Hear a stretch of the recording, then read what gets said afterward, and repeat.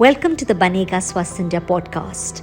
Our focus is one health, one planet, one future. Our aim is health for all and leaving no one behind because Swasth Bharat is a Sampann Bharat. Sayomdeb Mukherjee, fondly known as Den, was born with multiple disabilities, the primary disability being Dopamine Responsive Dystonia, a rare genetic disorder as a result of which he was non-verbal till the age of 25. Little Den was born into a joint family in Kolkata in November 1980. Den's physical disabilities extend to quadriplegia, paralysis of 4 limbs, deformities all over the body, bent spinal cord, and dyslexia. His disabilities are deteriorating in nature, which means the symptoms can return if Den stops the medication. Despite all disabilities, 41-year-old Den has essayed various roles, and today he is an author, award-winning actor, a radio jockey, and is even helping other people with disabilities overcome their challenges and lead fulfilling lives. I'm Ambika Singh Kama, and today we have with us Den, who is an inspiration for many. Welcome to the Banega Swasth India podcast. Den, to begin with, take us through your journey. Life has been a big journey for me. In all the frontiers, when I could speak, when I could not speak, every time I have got this confidence that when you have the family, the people, and the blessings of Almighty, you will gain in life and you will be a person.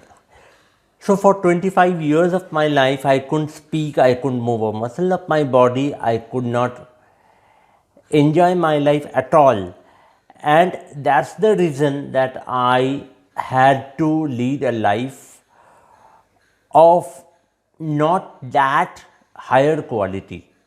But after 25 years of age, I started working on my own because my genetic disorder, due to which my disability has come up, that was diagnosed in the year of 2005. And after that, gradually I started to recover. But it doesn't mean that prior to 2005, I did not work or I could not work. I used to work using a tongue switch and a special auto scanning software. That is the importance of assistive solutions in life of persons with disabilities. And in every part of my life, assistive solution has played an important role. Also, one more aspect that has helped me to grow is my joint family structure of India. Because without the joint family, I won't have been the person who I am today. In my upbringing, there is a huge lot of effort has been given by my mom, dad, my uncle, aunt, everybody, each and every member of the 10-member joint family. And thereafter, I have started moving ahead in my life. Gradually, when I started to recover, I wanted to earn. I wanted to be economically independent. And that's when a miracle happened. I got a call from a radio channel of Kolkata, and they requested me, asked me whether I would be able to anchor a show. Every day that I went to do the show, I thought that it would be the last show because I am not suitable for radios, I am not suitable for media. But the soft corner that I have for radio, media and creative arts began from 2011. Family is indeed the biggest support system. Den, you have also acted in the film One Little Finger. How challenging was it to present yourself in front of camera? You are able to see my disability, which is visible. But there are also certain non-visible disability or invisible disabilities which you are unable to see. I am a person with learning disability. I have dyslexia. People have read out to me and I have learned from listening. Now, the biggest friend that I have is audiobooks. And during the cinema also, I had faced the same problem. I have acted in a movie. So, in that movie, I had to kind of listen to the dialogues, remember, recall, and deliver. With the grace of God, in Cincinnati Film Festival, I got the Best Actor award as well. Congratulations on being awarded the Best Actor. After struggling yourself, today you're helping other persons with disabilities fit in the mainstream. How did that shift happen? Since my childhood days, as I started to grow a person with disabilities, I wanted to work for the sector. For the sector means for the generations to come who are going to be born or acquire disabilities. My parents has always told me that I have got this opportunity to grow, live a life of dignity and freedom.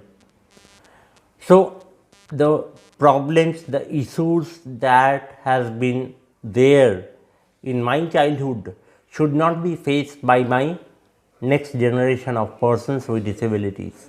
I have always wanted to help the persons with disabilities. When I was in radios, during that time, many people with disabilities has come up, asked me, how did you get the job? It's not the question, how did I get the job? It's how did I keep the job? How do I sustain? How do I move ahead? How do I grow? How do I make certain amount of difference in life so that people outside get influenced and give opportunities to person with disabilities? And from there my aspiration started that I wanted to do something different. I have a severe disability. With my severe disability, it is absolutely impossible to migrate to a new city. But in the year of 2019, after getting an opportunity, I had to shift because that was the aspiration that I had from Kolkata to Bangalore to join the office where I wanted to work for a long time. At this point of time, there I am working in the office called Enable India, and this is the office where I have gotten my identity, self-respect, honor and development of aspiration to the newest level, which is to move beyond.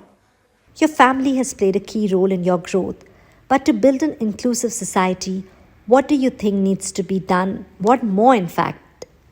We know that we need inclusion in various spheres of life. Since last 4 decades, I have seen the change in positive way, but there is a long way to go even now. In 80s, people are not at all aware. In 90s, people started to get aware about disabilities. In the new millennium, people started to understand a bit of disabilities. First decade of the millennium, people started to provide equality, talk about inclusion, and in this particular decade, I am personally looking for a headway in an inclusive society where more disabilities professionals are going to be developed, more inclusion are going to be made in the social sphere. Friendship would not see the barrier of disability. Love will not see the barrier of disability. And each and every aspect of life will be inclusive in its totality. Total egalitarian society is not only an aspiration, it is a possibility that I see in my lifetime to happen. As you said, you're looking for more disability professionals in society. Inclusion also means giving an equal employment opportunity. Then, how can we ensure that persons with disabilities also get a chance to contribute to the economy? We know that we need to develop more people, trained people for the sector to grow. For that, we need proper inflow of money, because whoever wants to work in the disability sector must make a career out of it. It should be a level playing field where people would get opportunity to lead a respectful life. Unless people are economically viable in a sector, people, even if they want, they will not be able to survive. And certain things are to be done to enhance that economic value of disability sector.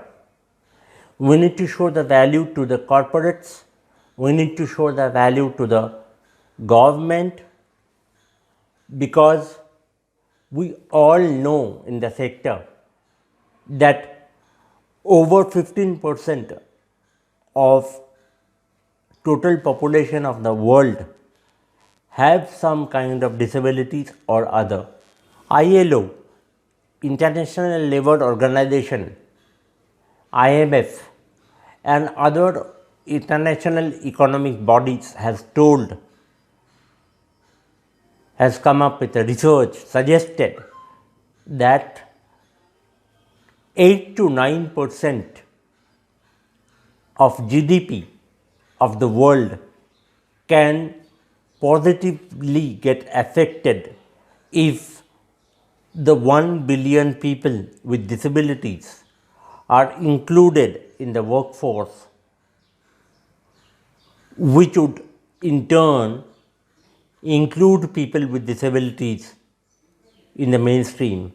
And that kind of research development, human resource development would help to create the value in the sector. This is what I have always thought of, because only person with disabilities and the stakeholders cannot make a difference. We need professionals, we need more research, we need more activities for which we need resources, and there we will create more value to the world, to the population, to each and every aspect of upliftment of economy, society and culture.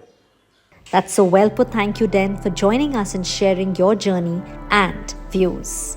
That's it on the Banega Swasth India podcast this week. If you have comments, queries, or suggestions on the topic we discussed today, or issues you would like us to cover in future, write to us on bsipodcast@ndtv.com. Remember, BSI stands for Banega Swasth India. You can also connect with us on Banega Swasth India handles on Facebook, Twitter, and Instagram, and continue the conversation through the week. Till next week, this is Ambika Singh Kama signing off. Stay healthy, stay safe.